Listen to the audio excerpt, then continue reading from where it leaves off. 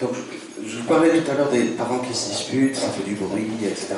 C'est presque sympa, voilà, d'aller parler les enfants. Finalement, ils ont une attitude qui est assez connue, c'est qu'ils se soutiennent l'un l'autre, ils peuvent aller à l'école, oui, les parents se disputent, bon, la maîtresse fait en sorte de prendre l'un puis l'autre, enfin bon, etc. J'insiste sur le fait que là, dans la violence coercitive, souvent ça passe sous les radars.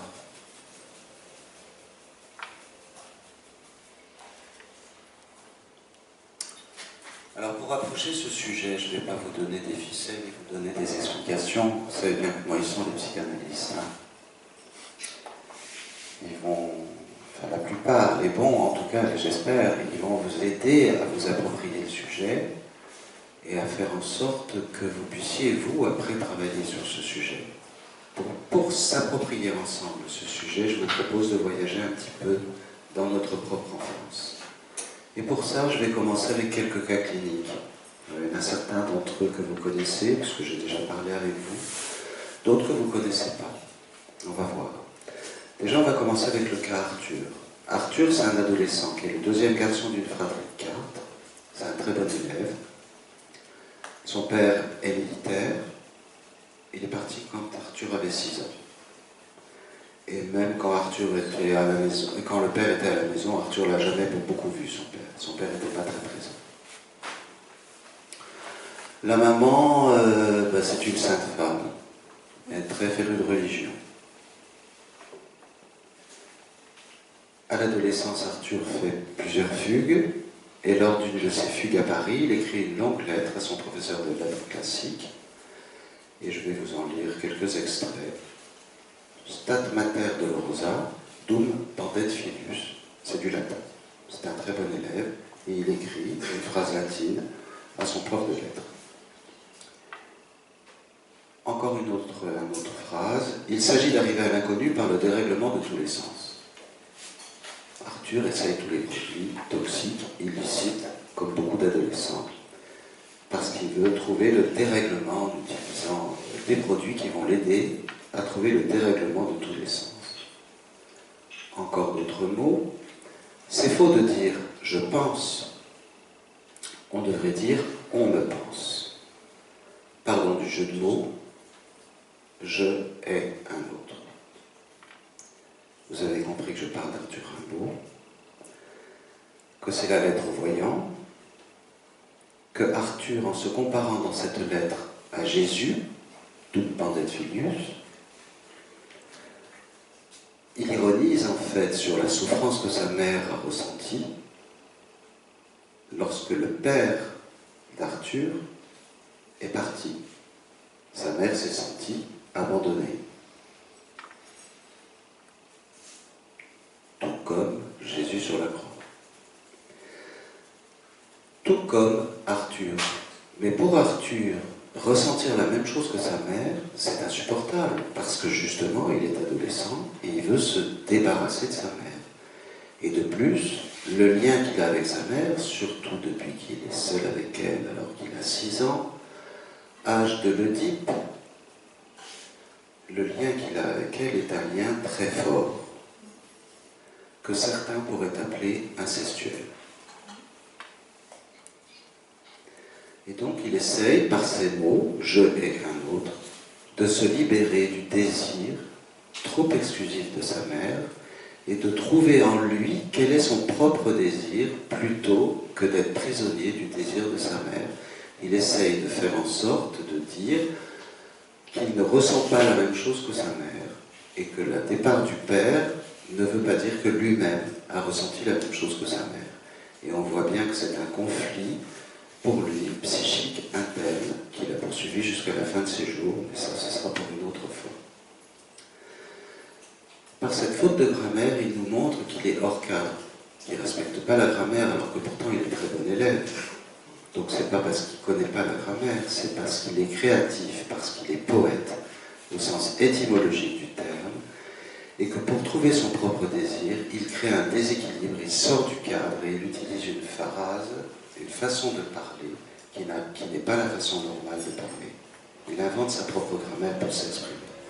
Mais cette grammaire, on la comprend. Elle nous fait écho. Parce parce que c'est une grammaire qui finalement rappelle quelque chose qu'on a en chacun de nous, et c'est en ça que c'est un artiste. Ce que je voudrais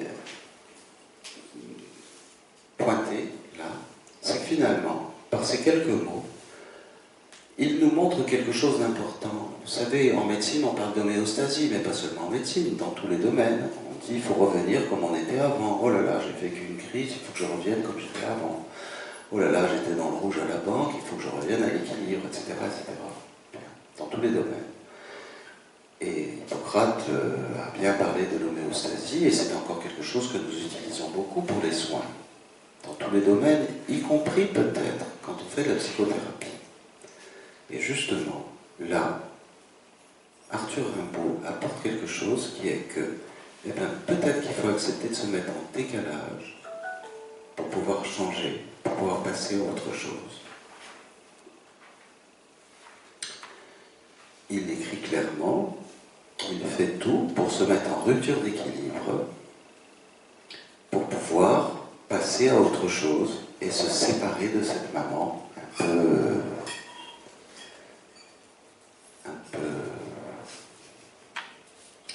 On va passer à une deuxième situation. La deuxième situation, c'est le bébé que vous avez été, ou le bébé que vous avez été, ou le bébé que vous avez été, ou le bébé que j'ai été. On a tous vécu la même chose. Quand on est né, on a eu faim au bout d'un moment. Et puis, assez rapidement en général, on a trouvé apaisement à cette faim parce que la mère est venue nous allaiter. Quand je dis la mère la mère au sens très général du terme, c'est-à-dire la fonction maternelle, c'est-à-dire la personne qui va venir prendre soin du bébé pour le nourrir. Ah ben c'était pas mal. C'était un bon moment, j'ai bien mangé. Et puis à un moment donné, revient la faim.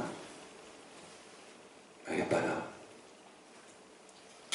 Enfin, arrive le sentiment d'être rassasié. Puis à nouveau la faim. Certaines mères vont être là tout de suite, et l'enfant n'a pas le temps d'éprouver la faim. Elles sont trop bonnes. Certaines mères ne vont pas venir du tout, notamment dans les pouponnières, où on place les enfants. Quand les mamans sont vraiment trop problématiques, on place les enfants pour leur bien dans des pouponnières, et là c'est pas rare de se rendre compte que l'équivalent maternel tarde un peu trop, et que les enfants après souffrent d'autres problèmes. Certaines mères arrivent, pas trop vite, mais pas trop tard. Elles sont good enough, suffisamment bonnes. C'est-à-dire qu'elles ont autre chose à faire, quoi.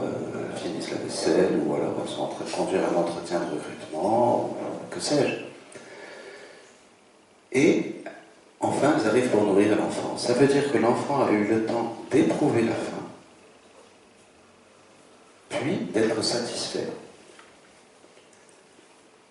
Ça se mémorise très tôt. Et quand l'expérience se reproduit, eh ben, il va se débrouiller, l'enfant, pour ne pas souffrir de la faim.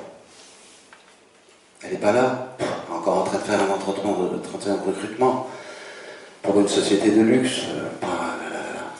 Il va me débrouiller tout seul. Et qu'est-ce qu'il fait? Il choisit dans son environnement un objet que Winnicott appelle l'objet transitionnel, qui va l'aider à inventer, à imaginer, à halluciner le moment positif où sa mère le nourrit. Donc c'est bien le fait que sa mère ne lui répond pas trop vite qui lui permet à lui d'inventer cette hallucination de bien-être et de choisir un objet transitionnel. Winnicott précise d'ailleurs que ce n'est pas l'objet qui est transitionnel, c'est l'utilisation que l'enfant en fait. Cet objet rassurant va aider l'enfant à moins dépendre de la mère, à trouver un petit peu en lui des capacités d'autonomie, à pouvoir se débrouiller avec ses hallucinations, et va l'autoriser finalement à pouvoir explorer le monde. C'est-à-dire qu'un peu plus tard, quand il va commencer à marcher, il va marcher avec son objet transitionnel sous la main. Donc il est sécurisé, il a quelqu'un avec lui, qui est une partie de la mère. Et quand il sait marcher, ben, il va commencer aussi à apprendre d'autres choses, souvent à la demande de la mère. Il va apprendre la propreté. Et la propreté, c'est un vrai enjeu. Je suis sûr que ça rappelle des souvenirs aux uns et aux autres, pas si vieux. Parce qu'on a tous été enfants, on a tous eu, enfin pour beaucoup on a eu des enfants, et on voit bien comme ces étapes sont extrêmement structurantes pour l'enfant. Et même pour nous, quand on fait une analyse approfondie, quelquefois on arrive à retrouver comme ça, grâce à la magie de l'analyse, on arrive à retrouver des moments sur lesquels on a buté et qui peuvent expliquer certains comportements répétitifs qu'on a adulte. Ce moment de l'apprentissage, l'apprentissage de la propreté, c'est un moment très important parce que c'est un moment de socialisation, mine de rien. Parce que pour aller à l'école, il faut être propre. Et cette consigne-là, toutes les mères la connaissent, et puis de plus aujourd'hui, l'école est obligatoire en 3 ans.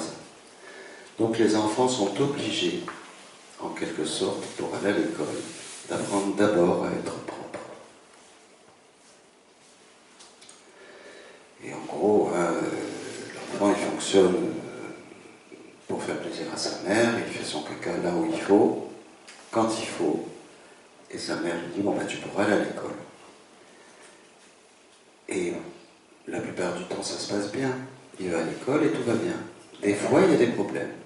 Alors justement pour qu'on voit, je reviens à mon histoire de violence coercitive, pour qu'on voit quand il y a des problèmes, j'ai repris un autre cas que certains d'entre vous connaissent aussi. Son prénom c'est Hans, le petit Hans. Freud a transcrit en 1909 la psychanalyse du petit Hans.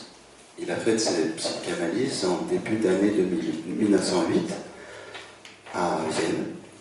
Donc c'est un petit Hans, c'est un petit garçon de 4 ans et demi, qui est dans une famille très aimante. Hein. Il a une maman qui lui met du talc sur les fesses pour surtout pas qu'il ait d'irritation, qui le caresse, je n'invente pas.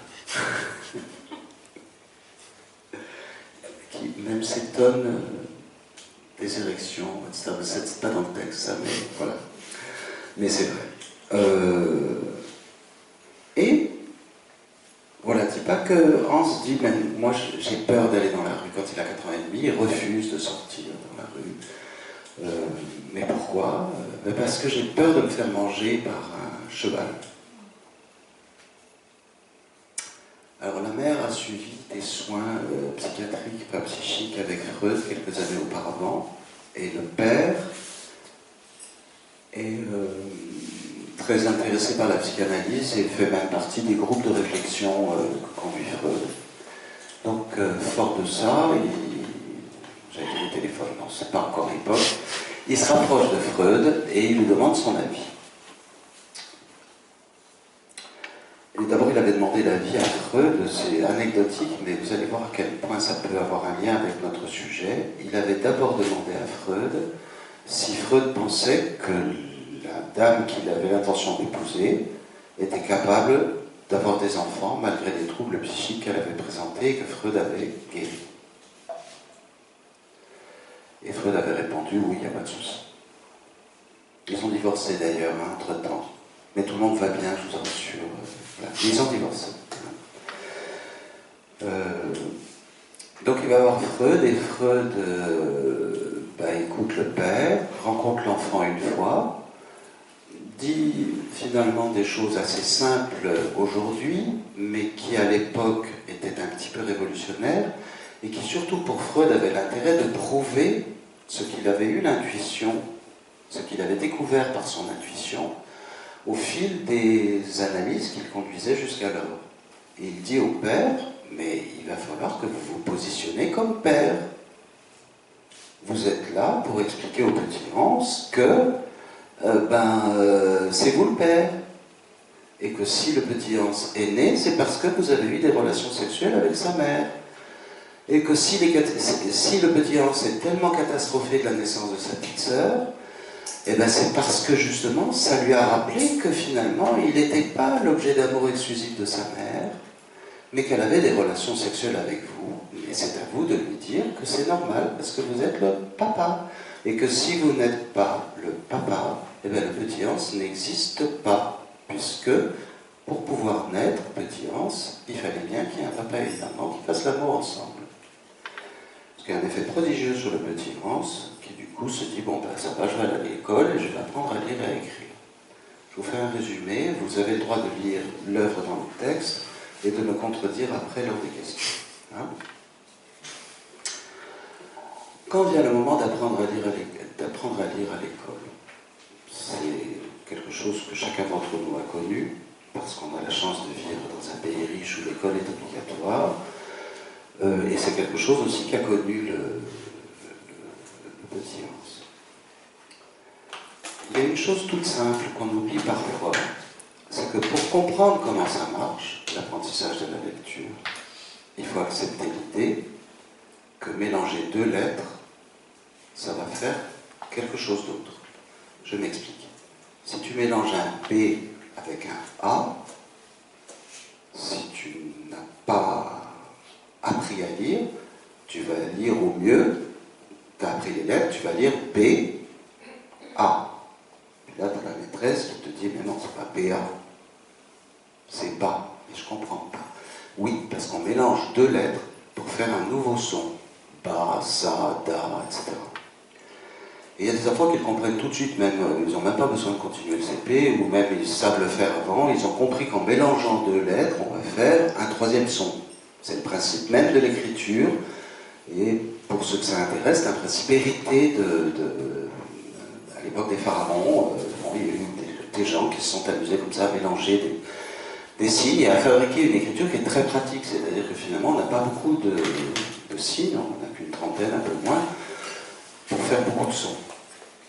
Donc il comprend. Mais pour qu'il comprenne ça, il faut qu'il ait déjà compris aussi que lui-même, il est le mélange de deux gamètes. Et encore aujourd'hui, je peux vous dire qu'à l'école, il y a des gamins qui annonnent pendant des mois, voire des années, le CP, parce que la maîtresse, avec beaucoup de bonne volonté, accompagnée par l'orthophonie, avec beaucoup de bonne volonté, enfin plus ou moins, va lui expliquer que B et A, ça ne fait pas, mais ne va pas penser à lui dire que lui-même est issu de deux gamètes, parce que lui-même, dans sa propre vie, il est persuadé qu'il est issu par siciparité de sa maman ou de son papa. Voilà pourquoi ça pouvait être intéressant que je vous fasse cette petite digression sur l'apprentissage de la lecture. Elle est d'autant plus importante qu'à ce moment-là, quand l'enfant fait cet apprentissage, en fait, il peut faire cet apprentissage parce qu'il accepte d'être confronté au roc de la castration, il accepte l'idée que finalement, il est issu de deux gamètes et que donc, il est confronté à l'Oedipe, et ça va lui permettre de sortir de l'Oedipe, et en sortant de l'Oedipe, il va mettre en place les mécanismes de sublimation qui vont lui permettre de transformer la curiosité sexuelle qu'il avait auparavant. Je m'excuse, hein, je fais un peu l'enseignant, mais rapidement, voilà. Et par ces mécanismes de sublimation, il va pouvoir transformer la curiosité sexuelle qu'il avait auparavant, comment on fait des bébés, en curiosité intellectuelle, comment on fait pour découvrir le monde. Et c'est quand même autre chose. Même si faire des bébés c'est très agréable, découvrir le monde aussi.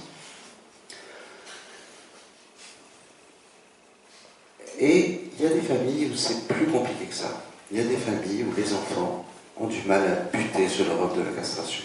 J'ai essayé de vous donner quelques exemples de manière allusive, parce que bon, surtout, j'étais pas là. Mais je vous ai donné quelques exemples cliniques, et je vous laisse les relire, essayer de comprendre comment ça se fait que le climat faisait que finalement le roc de la castration n'était pas évident.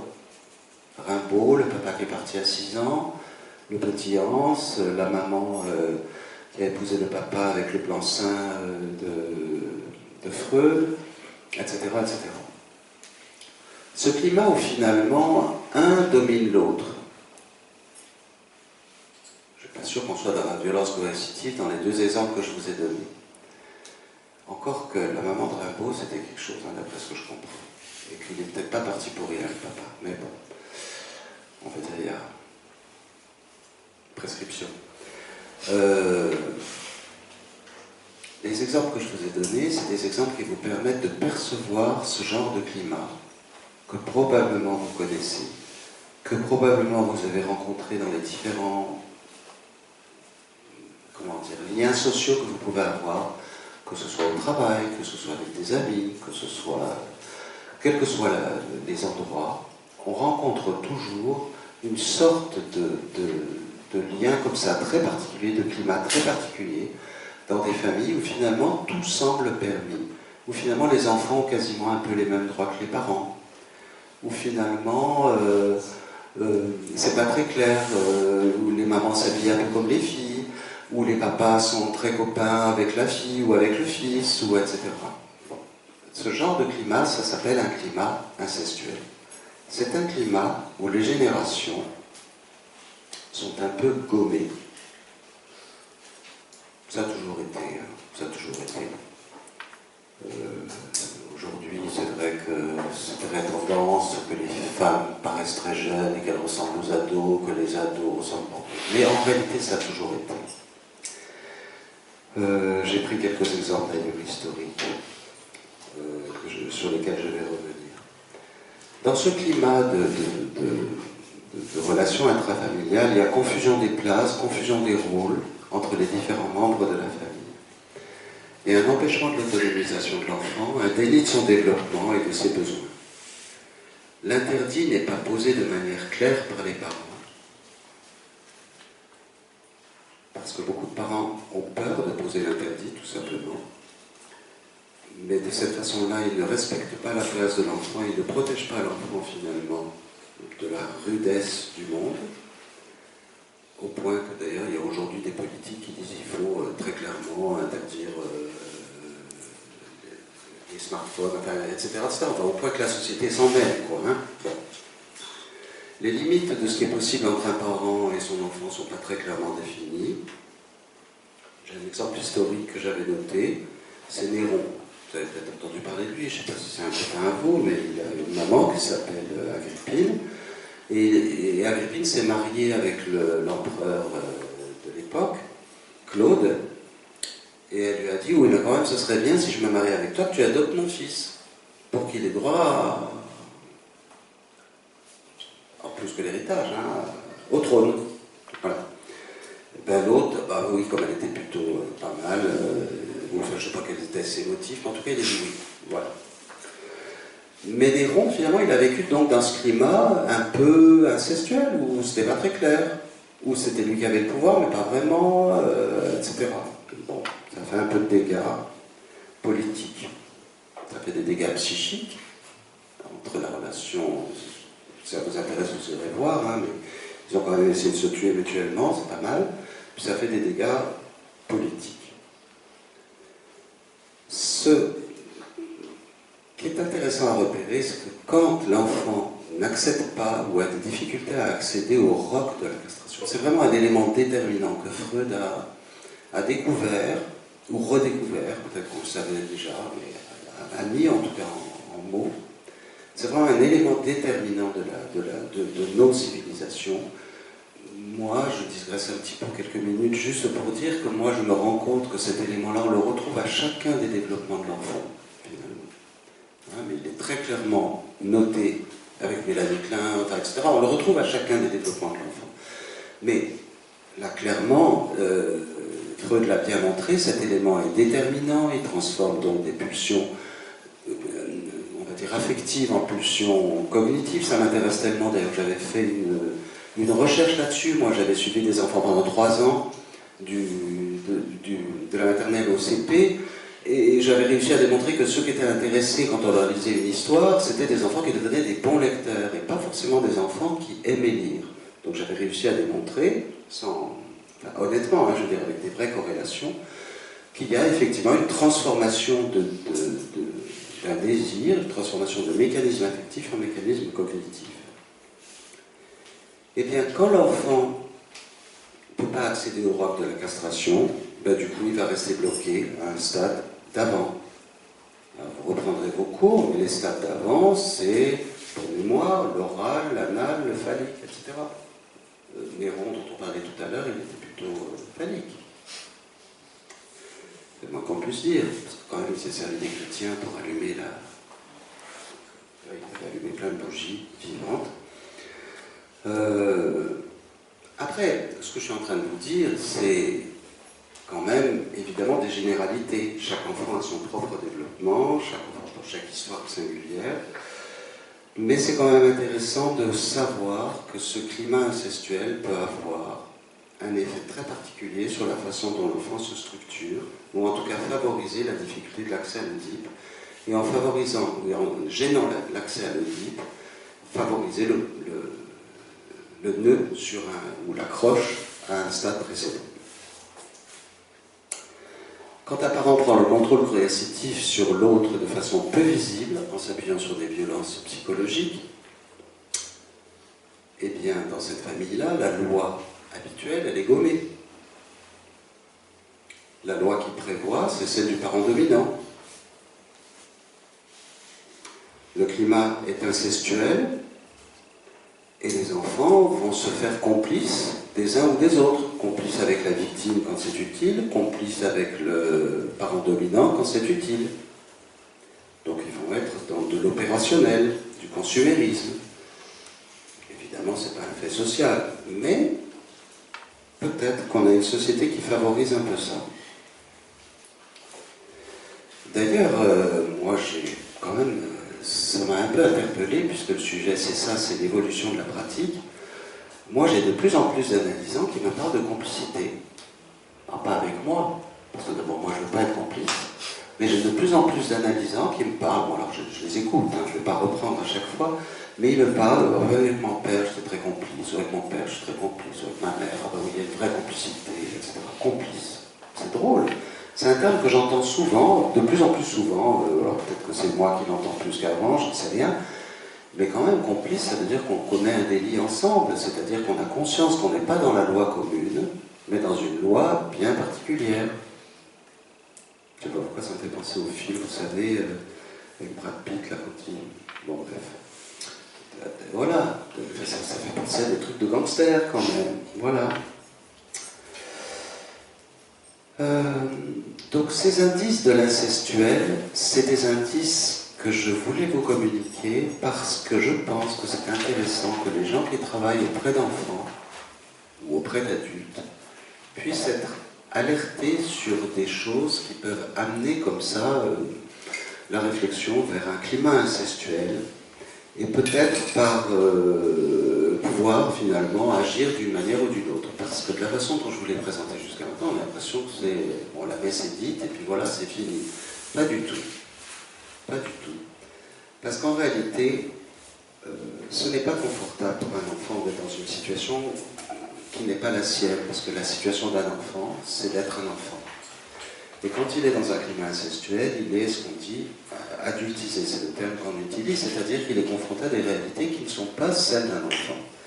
Et c'est pas confortable, mais quand il n'a pas le choix, il est mineur, il n'a pas le choix. Et quelquefois, des enfants vont exprimer ce refus. Et ils vont l'exprimer par la maladie, donc ils vont consulter, ils vont l'exprimer par la fugue. La maladie, donc par exemple, c'est pour ça que je vous ai parlé du petit Hans. C'est grâce à ça que, voilà, je ne veux pas aller dans la rue et tout. Oui, c'est une grosse maladie, ça. Bon. La fugue, c'est pour ça que je vous ai parlé d'Arthur. Hein, toxicomanie, etc. Ils vont utiliser des symptômes pour montrer que finalement ils en appellent au tiers. Ok? J'espère que mon mot n'est pas trop fort, mais c'est une manière qu'a l'enfant finalement de demander que quelqu'un intervienne au sein du noyau familial. Et quand quelqu'un intervient au sein du noyau familial, ben souvent il est mal reçu, parce que comme c'est un climat, comme je vous l'ai décrit, où la loi commune ne rentre pas et où celui qui a le pouvoir tient à garder le pouvoir, et bien finalement, et que les victimes et les enfants ont tissé des complicités entre eux pour finalement trouver des avantages secondaires les uns aux autres à cette situation, ben finalement, le gars qui arrive ou la fille qui arrive pour intervenir au milieu de tout ça, il est généralement très malvenu. Et selon le type de travailleur social, je reviens au préalable de mon introduction, ben, il va s'enfuir ou il va faire gentiment sa mesure et puis il va écrire au juge, bon ben voilà, les parents sont été coopérants, etc. Tout va mieux alors que rien n'a changé. Bon. Mais quelquefois, ça se passe différemment. Parce que justement, il y a eu le symptôme de l'enfant, parce que quelque chose peut se dire, et puis parce qu'il y a des répétitions. Par exemple, la maman, si c'est la maman, va dire, bon, ben, je vais aller porter plainte. Puis le lendemain, elle va annuler la plainte. Mais le travailleur social continue son travail, elle va retourner, faire une main courante, elle est mal reçue. Bon. Bref, il y a des répétitions. Et souvent, les travailleurs sociaux, ou nous, on est très très fatigués par ces répétitions. Et on se dit, bon, de toute façon, c'est des gens qui tournent en rond, ils tournent autour du pot, ils ne changent jamais, ils ne veulent pas changer. Ils sont dans la répétition. Et si j'ai encore quelques minutes, ben je vais un petit peu développer ce que c'est que la répétition et en quoi c'est difficile pour les gens qui font du lien social, du travail social ou de l'accompagnement, ou de la psychothérapie ou de la psychanalyse, en quoi c'est difficile de supporter la répétition.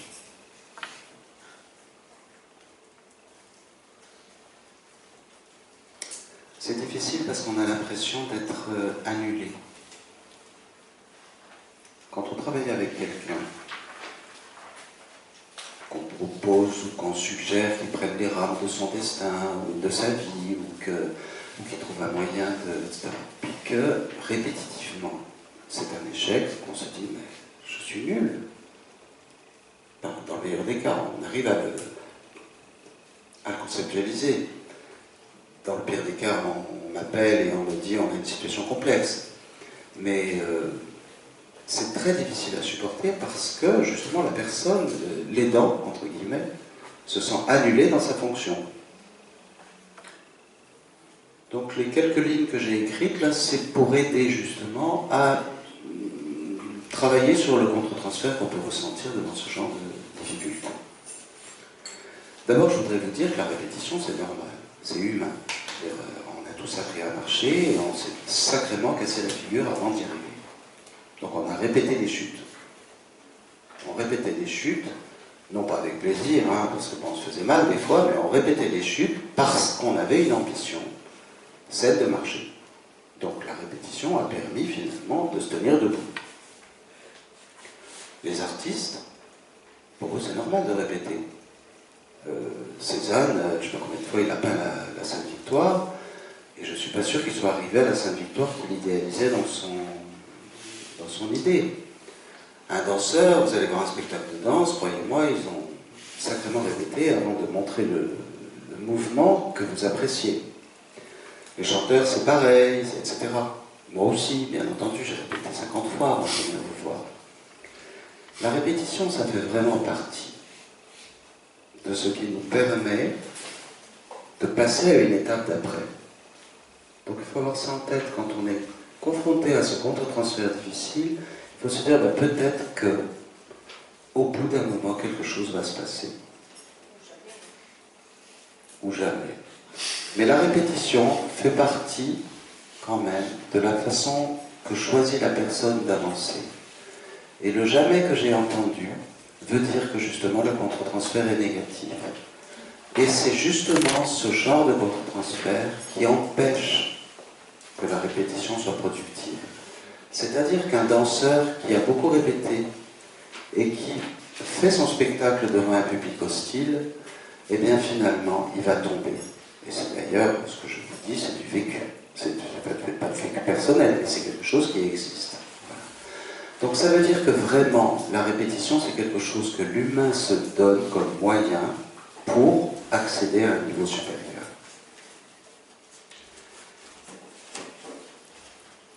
Le plus souvent, celui qui répète, c'est celui qui écoute.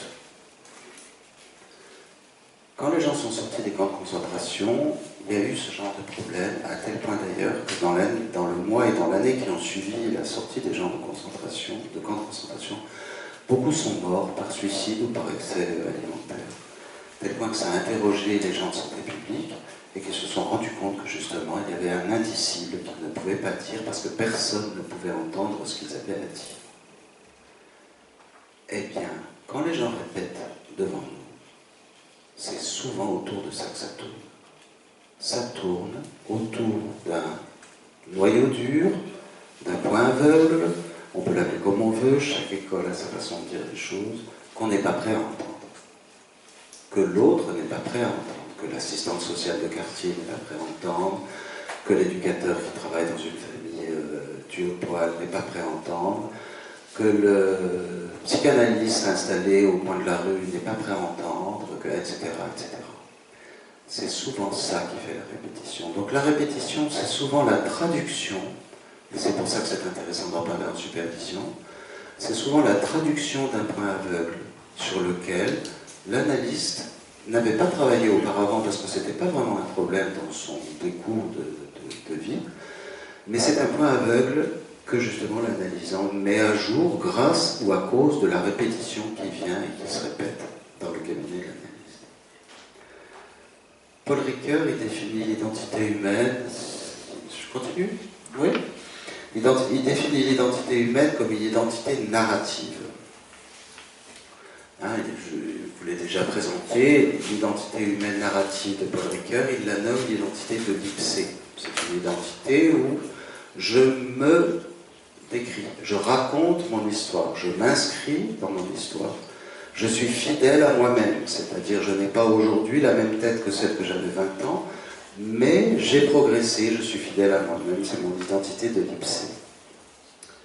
Mais pour y arriver, il a peut-être fallu que j'en passe par une identité de l'idème et que je répète sans arrêt la même chose, de la même image, plusieurs fois, pour enfin arriver à dire ce que je suis. Et faire de ce que je ressens un discours adressé à l'autre.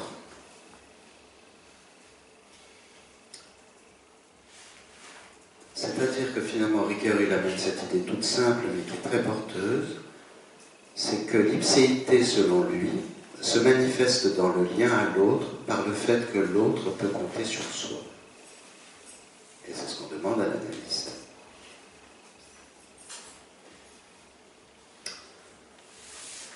En conclusion, je vous dirais que chaque enfant a sa propre histoire, que vous avez bien compris que rien n'est prédestiné, et que, quelle que soit la famille, l'enfant peut, comme le dit Cyrulnik, résilier, être en résilience et devenir un enfant merveilleux et s'éduquer magnifiquement bien qu'il ait dû rester enfermé dans un placard pendant la guerre, etc. Ou alors être élevé dans une famille extraordinairement aimante et avoir beaucoup de problèmes et même peut-être faire des phobies pour aller se promener dans la rue. Mais il y a quand même une généralité à retenir, c'est que le climat incestuel, qui est un climat où finalement le roc de la castration n'est pas clairement nommé, clairement mis en évidence, c'est un climat qui n'aide pas l'enfant à se développer et à favoriser les mécanismes de sublimation.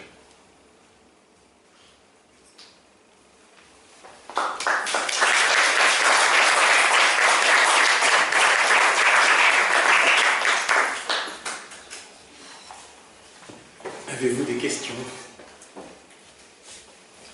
Alors moi, je voudrais savoir, quand vos enfants, c'est de quel âge à quel âge?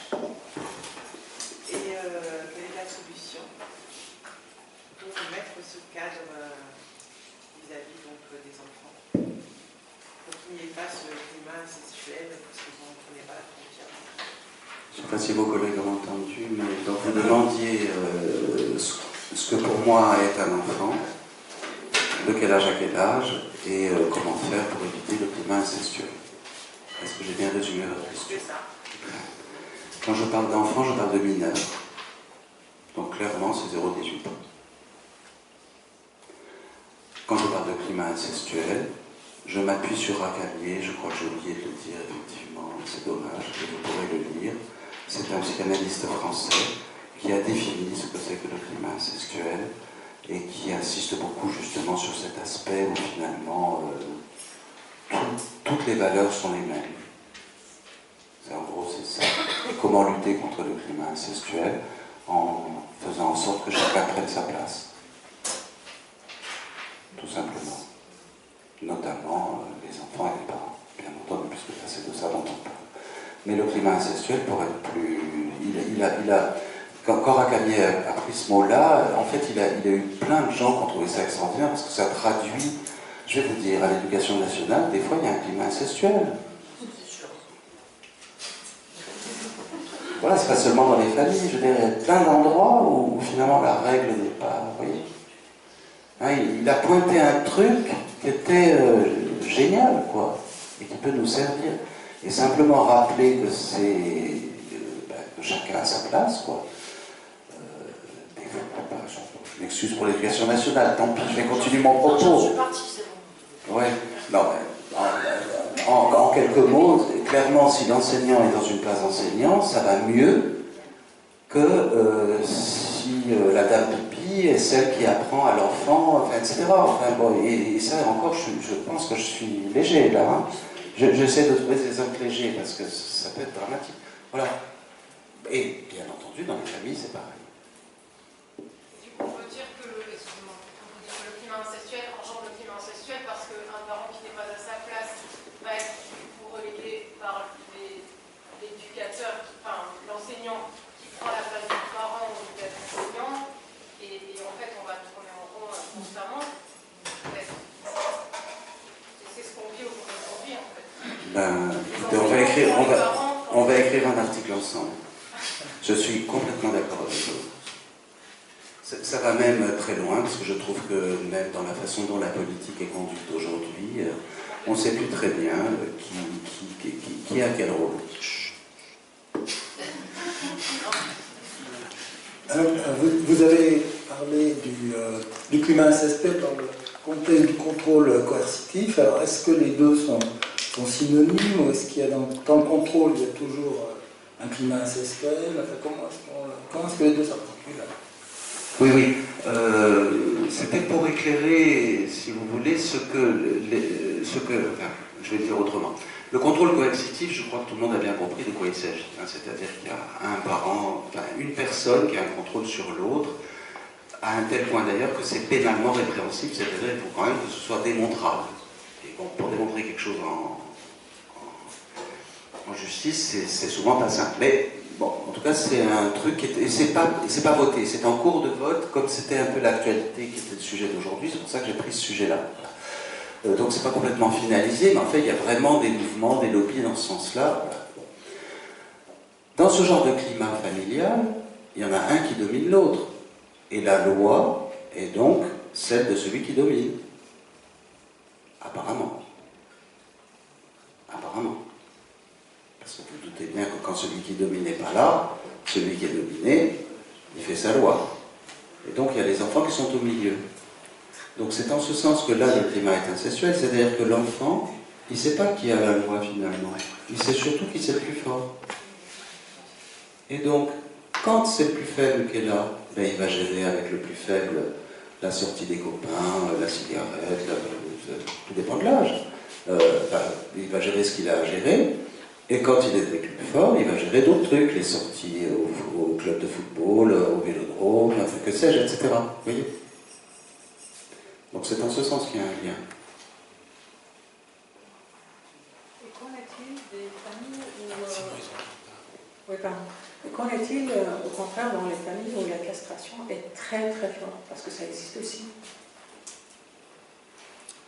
Il y a des familles, effectivement, où la castration est très très forte, mais la façon dont vous posez la question laisse penser que quand elle est très très forte, comme vous l'avez dit, avec ces mots-là, c'est que peut-être c'est quelque chose qui est de l'ordre du contrôle coercitif. C'est-à-dire que c'est au-delà de la loi commune. Parce que quand on est dans la loi commune, la castration fait partie des choses normales. Du coup, je voulais vous demander si vous pensiez qu'un remède ou une solution à l'échec scolaire, ce serait justement, si on pouvait le dire aussi simplement, de permettre à chaque enfant de traverser son Oedipe et d'échouer quelque part en chemin. J'adore l'idée, écoute, on va faire un livre à 3.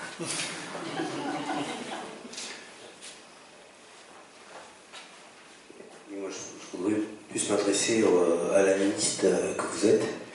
Si la répétition, c'est l'inconscient, est-ce que vous êtes arrivé à faire évoluer, voire changer des représentations auprès des parents, afin qu'ils sortent de ce climat incestuel en leur faisant prendre conscience de la situation dans laquelle ils se trouvent? Oui, mais pas comme analyste. Quand je parlais de la répétition, répétition en tant qu'analyste qui reçoit une répétition, je parlais de la répétition en tant qu'analyste. Changer quelque chose dans la dynamique familiale, ça suppose qu'il y ait une action sociale. C'est-à-dire que oui, bien sûr qu'il y a des changements. Je peux vous dire que des AMO, des actions éducatives en milieu ouvert, ont parfois changé le destin de l'enfant. Et même encore aujourd'hui, je reçois dans mon cabinet des gens qui me parlent « Ah ben l'éducateur était passé quand j'étais enfant, c'est vrai, etc. » Des destins peuvent changer, oui. Ça suppose une action coordonnée, réfléchie de la part des travailleurs sociaux. Et ça suppose qu'ils prennent le temps de le faire. Et c'est pareil, c'est peut-être un peu moins dans l'air du temps, un peu comme l'école, un peu comme tout. Et quand je dis ça, ça m'ennuie. Parce que je ne suis pas défaitiste.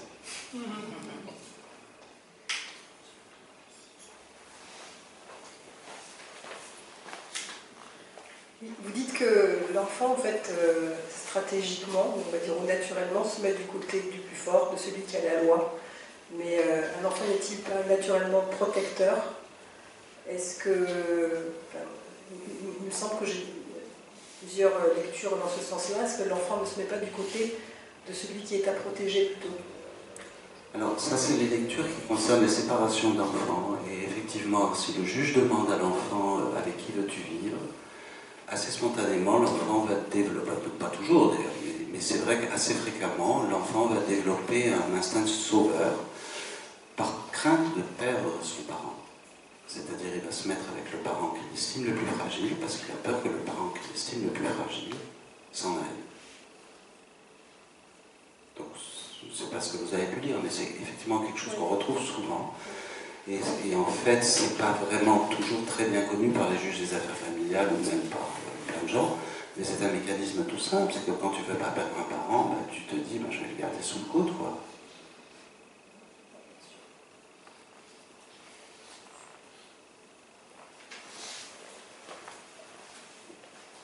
Par rapport à l'annulation du psychanalyste et de sa répétition, est-ce que vous pouvez développer plus et nous rassurer? Alors vous rassurez certainement pas.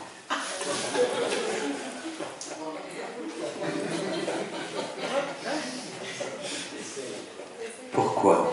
Vous voulez que je vous dise pourquoi je ne vais pas vous rassurer? Alors je vais vous le dire. Parce que être rassuré, ça voudrait dire que vous n'êtes plus curieux. Or, c'est votre curiosité qui fait de vous un analyste.